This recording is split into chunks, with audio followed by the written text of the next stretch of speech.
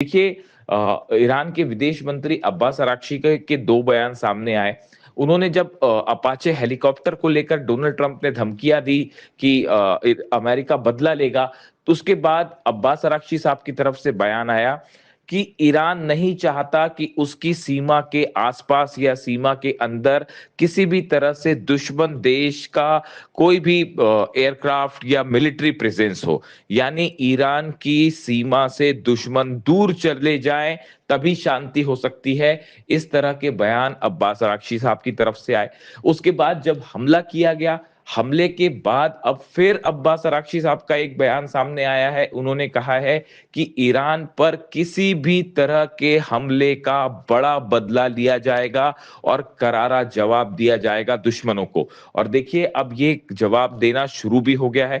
Iran की तरफ से साफ कर दिया गया है। ईरान की सेना की तरफ से, आरजीसी की तरफ से बात साफ कर दी गई है कि अगर किसी भी तरह के हमले होते हैं ईरान के ऊपर, तो बिना वक्त गवाए उसका जवाब दिया जाएगा। इतना ही नहीं, जिस तरह से ईरान ने इजराइल को निशाना बनाया लेबनान के हमलों को लेकर, उससे ये बात साबित हो गई है कि अब ईरान की सेना एक बेहद एग्रेसिव मोड पे है और किसी भी तरह के हमले का करारा जवाब दिया जाएगा। अब ये माना जा रहा है कि ये हमले जो हुए हैं अमेरिका की तरफ से, ये एक नई जंग की शुरुआत करेंगे और ईरान की तरफ से करारा और मुंह तोड़ जवाब दिया जाएगा अमेरिका को और डोनाल्ड ट्रंप को। देखिए बार बार ईरान की तरफ से ये बात कही जा रही है कि अमेरिका से यूरेनियम के मुद्दे पर कोई बात नहीं हो रही है, अमेरिका से न्यूक्लियर मुद्दे पर, परमाणु प्रोग्राम को लेकर कोई बात नहीं हो रही है। लेकिन बावजूद इसके डोनाल्ड ट्रंप की तरफ से बार बार दावे हो रहे हैं कि कोई डील होने वाली है, डील होने वाली है, जबकि हकीकत यह है कि ईरान किसी तरह की कोई डील नहीं कर रहा।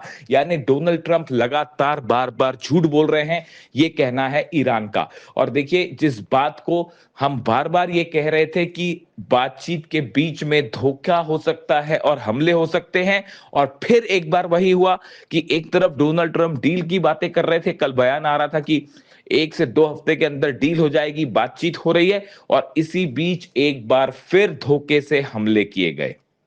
यानी ईरान ईरान के साथ किसी भी तरह की बातचीत के बीच में ये हमला होना, ये एक बार फिर बताता है कि अमेरिका और डोनाल्ड ट्रंप की किसी भी बात पर विश्वास नहीं किया जा सकता, ये कहना है ईरान का।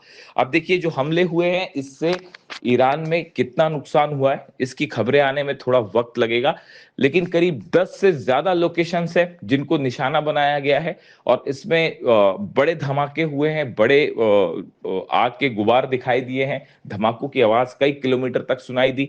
इसके अलावा देखिए एक बड़ी अहम खबर ये भी है जो सामने आई है कि अमेरिका की तरफ से जो हमले किए गए, इसमें ईरान के नए डिफेंस सिस्टम को निशाना बनाने की कोशिश की गई है। देखिए पिछले कुछ समय से ये खबरें आ रही हैं कि ईरान ने अपने डिफेंस सिस्टम से अमेरिका और इजराइल को खासा मुश्किल में डाल दिया है, परेशान कर रखा है।